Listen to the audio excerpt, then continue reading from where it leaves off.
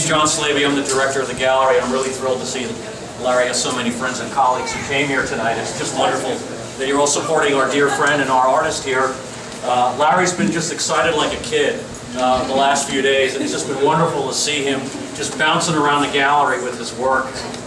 It's just been a thrill, and have all of you come out and support him is just wonderful.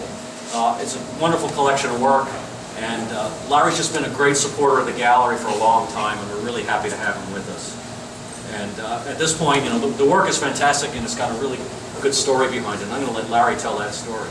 Okay, well, I'm going to start, though, by making sure that all of you geologists head to the other parts of the gallery. Granted, the AC is sitting over here, but I don't know how I was able to become part of this gallery. I mean, there are 31 artists here, and a really talented group of people, and I've been privileged to, I don't know, I think I must have stuffed some ballot box or something to get into the gallery, but it's been great, and those of you at Shell know that I've had a blast doing this for the last year and a half. But I want you to spend time looking at these other artists' work, because it's great stuff.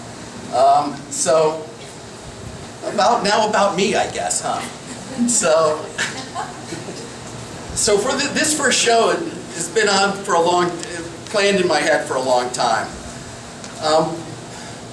Those photos on the back wall over there are from 1974. Tony, where are you? Over there. I took those. This is how nerdy. I guess you.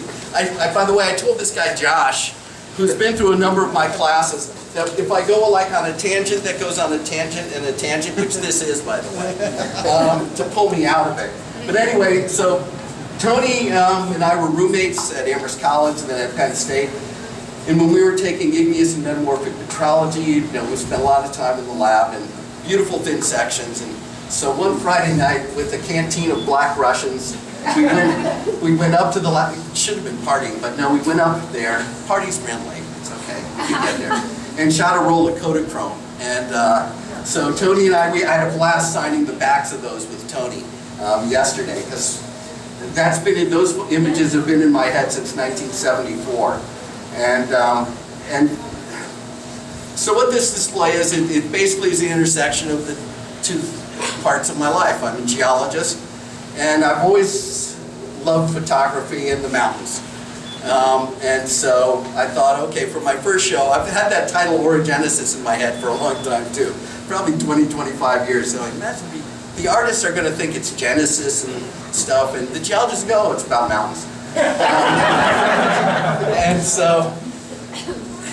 And so it starts from those photos. Some of the other ones are when I was a young USGS geologist, which you'll see on a photo underneath my field boots from 1975 up in the Alaska Range. Stemming to 2 weeks ago, the picture on the back wall over there, which is an homage to my Geo 11, the intro geology class. So for a lot of the people here, the first thing you do in a geology lab is you learn how to make a topographic profile and cross a topographic map. And I'd look at those and go, you know, these things are actually sort of cool on their own. And so actually since Geo 11, I've had that image in my head, and I finally put it together 2 weeks ago. And so it's actual real profiles, the Alaska Range on top, the Grand Canyon on the bottom, and that green strip in the middle is actually a photograph of the tidal marsh at Anahuac. And so it's actually a photo. It looks like a green line, but it's actually, and that's a mixed media presentation. The mixed media for geologists here is PowerPoint. It was actually used to do that one. And so this mountain thing, where did this mountain thing come for a guy who's Minnesota and then Houston? It started when I was 3 or 4 years old. And I actually was born in North Carolina. And when I was either 3 or 4, took my first trip to the mountains and hiking in western North Carolina. And we were hiking up this trail, this beautiful stream along the side of it, and I can still picture this little granite slab sloping off into the water. And you know, like low dipping granite slabs next to a stream can have. There was also water occasionally that had rippled up. Well, that was the first and last time I've been fooled by damp, moss-covered rock. I stepped on that, slid into this whirlpool, and this bottom of this cataracts. My father's an academician, hung out with tons of them. Another tangent. And so they're all standing around, these young faculty members, debating what to do. And my sister, who's here, who was 7 or 8 years old at the time, she dives in to rescue her drowning younger brother. But I can still remember, I can picture exactly that place. And I wasn't lying on my statement. I can remember everywhere I've been hiking in the mountains, and I can find them. I'm channeling Sacagawea or something in there. So that was the beginning. She got to put up with it through the years as we would tour with the family through mountains, and I was a car sick kind of guy, so I would be lying across either her or my brother's lap, feet on the other one, so I got to see the tops of all the mountains and everything we'd always see instead of the bottoms, because that was my perspective on that. So it started there, and then I discovered geology, and with my best friend Tony Kuhn, my college roommate and grad school roommate, who I took those photos with. And we've stomped around a lot of mountains together doing geology, and so there's that period of my life. And then finally, to my last backpacking, not my last one, the most recent, with the second tallest person in the room, because his son's got him eclipsed back there, with Roland and the Wind Rivers. That's these 3 photos there. That was, and so if you like those 3 images there, you have Roland to thank for those. And he doesn't know why yet, but you're all about to find out. So that was, we're taking early morning right next to our campsite in the Wind Rivers, this beautiful place called Clear Lake.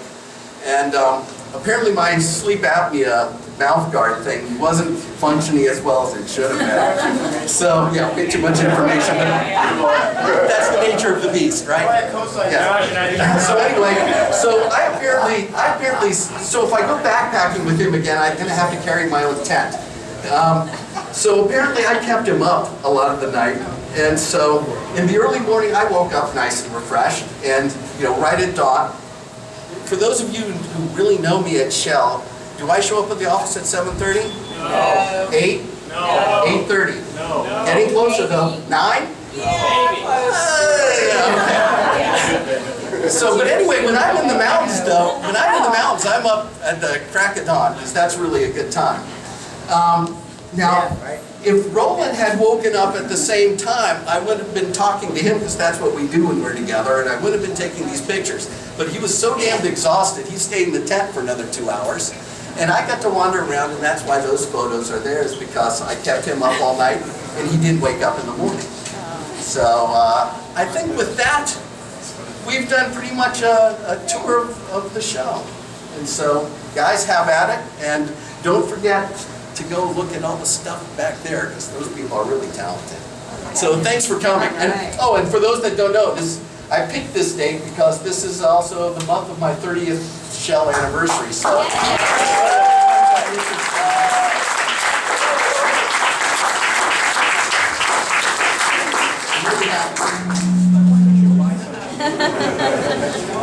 How do I turn it on?